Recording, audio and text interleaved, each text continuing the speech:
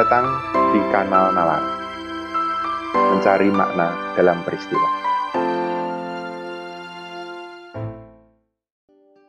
Saudara-saudara, melanjutkan pembahasan pada episode sebelumnya mengenai tantangan perlindungan data pribadi.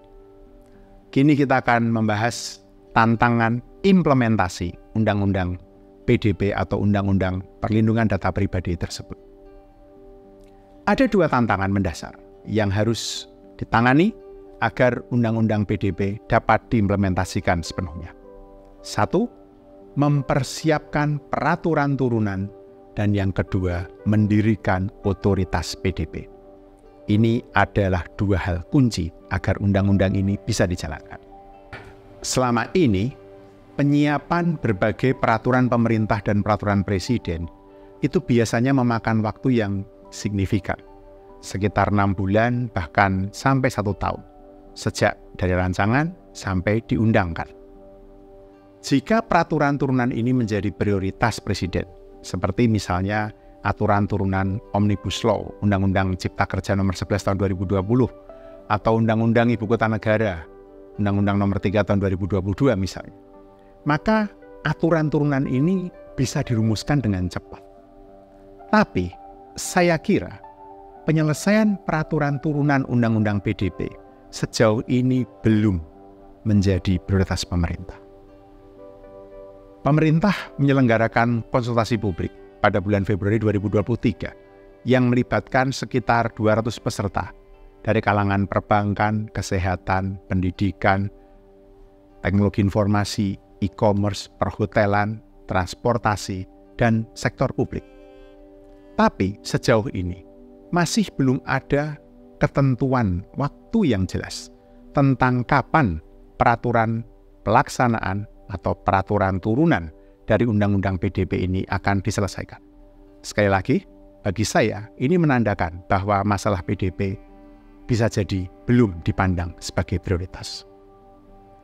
Bab 9 Undang-Undang PDP mengamanatkan perlunya Perpres untuk membentuk badan non-struktural tingkat menteri, yaitu otoritas PDP, yang melapor kepada Presiden dan peraturan pemerintah tentang otoritas lembaga ini sebagai pelindung data. Tapi, bentuk kelembagaan otoritas PDP juga tidak jelas, meskipun Undang-Undang PDP Pasal 58 Ayat 4 secara eksplisit menyatakan bahwa otoritas PDP ini bertanggung jawab sepenuhnya dan langsung kepada Presiden.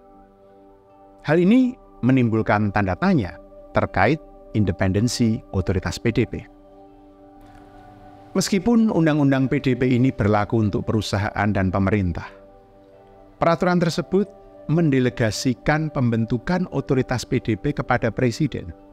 Jadi, hampir menjadikannya tidak berbeda dari lembaga eksekutif lainnya.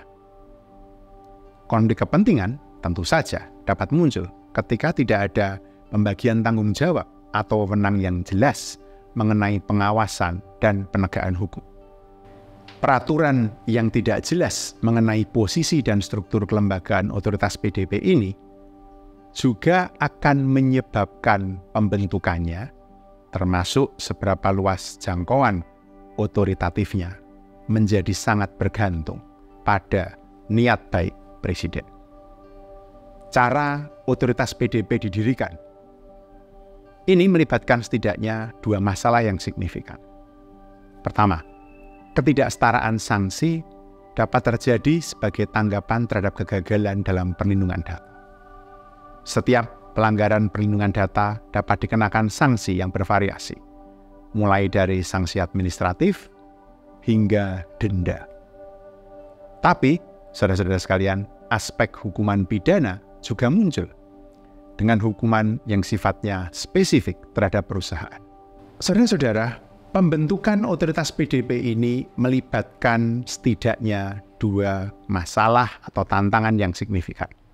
Pertama, potensi ketidaksetaraan sanksi sebagai respons terhadap kegagalan dalam perlindungan data. Setiap pelanggaran terhadap perlindungan data dapat dikenakan sanksi yang berbeda-beda, mulai dari sanksi administratif hingga denda. Tapi, hukuman pidana juga akan muncul dengan hukuman yang sifatnya khusus bagi korporasi.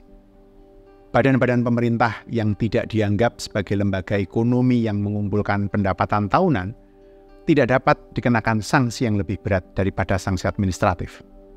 Selain itu, sifat otoritas PDP yang tidak independen dari badan eksekutif yang seharusnya mereka atur membuka kemungkinan atas penilaian atau assessment yang tidak adil dan pengawasan yang tidak efektif.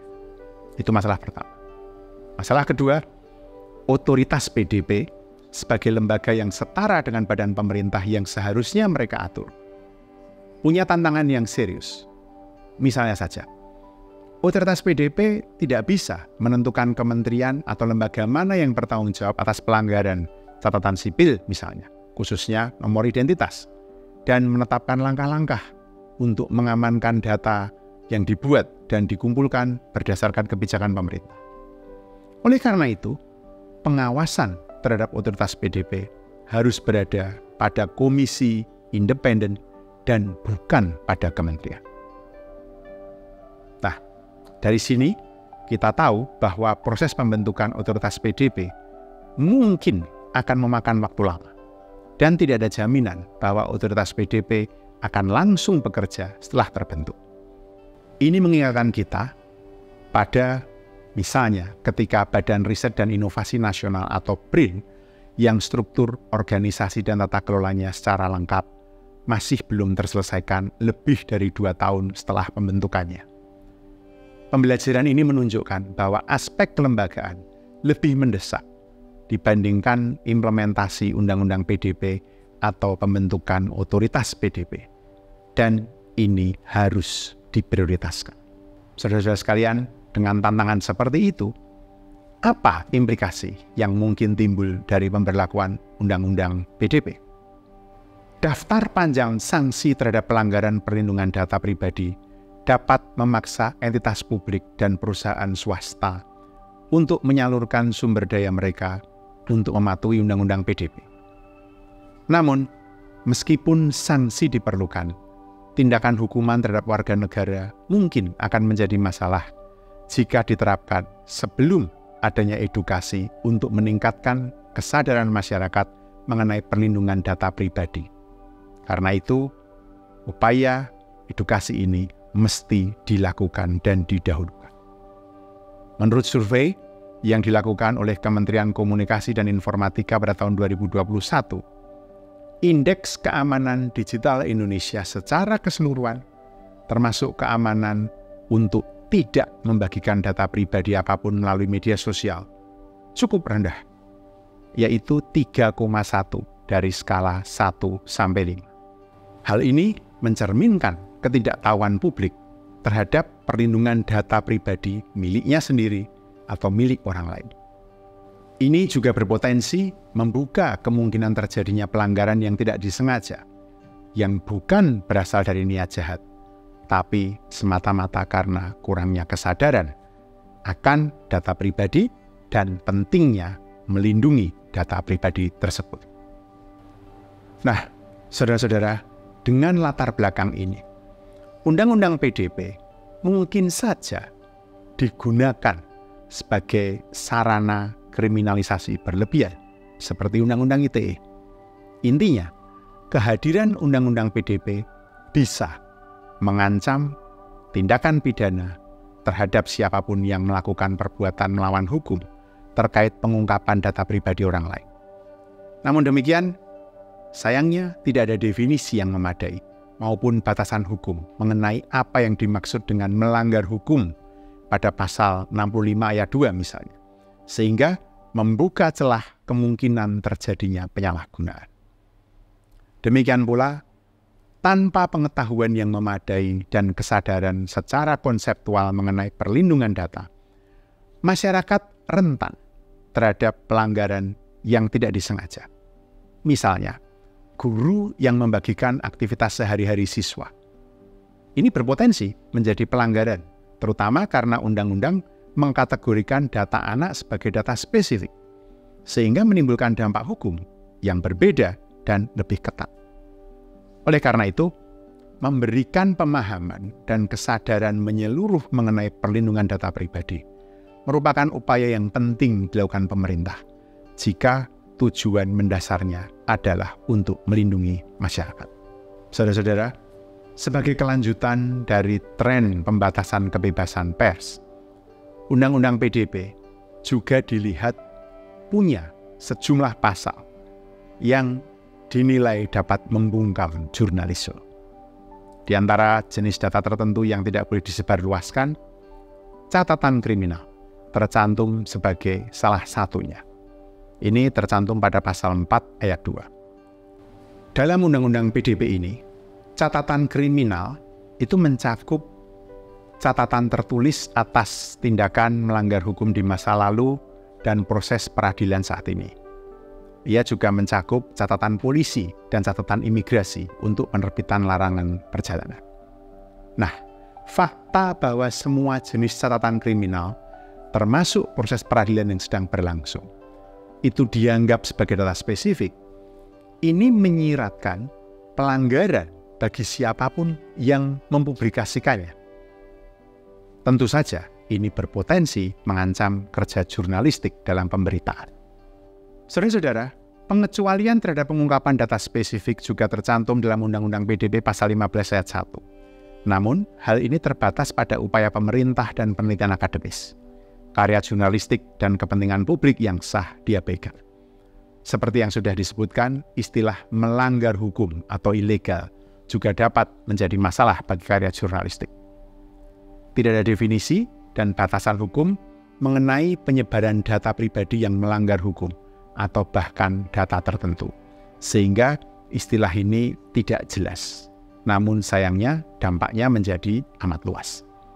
Oleh karena itu, saudara-saudara, beberapa pasal dalam Undang-Undang PDP ini bisa saja digunakan secara tidak terkendali oleh kelompok tertentu, terutama penguasa, untuk membatasi dan mengkriminalisasi karya dan pekerja jurnalistik. Kemungkinan dampaknya adalah laporan jurnalistik seperti pengungkapan riwayat korupsi atau kejahatan lainnya yang dilakukan oleh pejabat publik yang sebenarnya merupakan kepentingan umum yang sah. Dan ini menjadi hal yang penting karena Indonesia saat ini misalnya sedang menyambut pemilihan umum, pemilihan eksekutif dan legislatif tahun 2024 nanti. Hal ini dapat dikenakan hukuman. Pasal-pasal ini tidak hanya bertentangan dengan Undang-Undang Pers Nomor 40 Tahun 1999 yang mengamanatkan pers untuk memenuhi hak masyarakat untuk tahu secara profesional tanpa paksaan dan campur tangan, tapi juga mempertanyakan komitmen negara terhadap demokrasi. Saudara-saudara, ada beberapa aspek dalam Undang-Undang PDP yang harus ditinjau ulang dan diperhatikan dalam implementasinya. Aspek-aspek ini mencakup struktur kelembagaan yang belum jelas dan pasal-pasal yang mengandung gagasan ambigu atau pertentangan. Hal ini menunjukkan adanya konsekuensi yang tidak diinginkan, yang berdampak pada perlindungan data masyarakat Indonesia. Konsekuensi ini mesti diidentifikasi, diantisipasi, dan dimitigasi ketika hal itu terjadi. Nah, merefleksikan konsekuensi-konsekuensi ini dan menempatkannya dalam gambaran yang lebih besar, membawa kita pada sebuah refleksi lain. Di luar Undang-Undang PDP, ada kebutuhan yang lebih mendasar akan strategi digital di tingkat negara. Tanpa strategi yang memberikan landasan kuat bagi transformasi digital, visi pemerintahan DILAN yang dicanangkan Presiden Jokowi, yaitu pemerintahan digital yang melayani masyarakat, tidak akan pernah terwujud.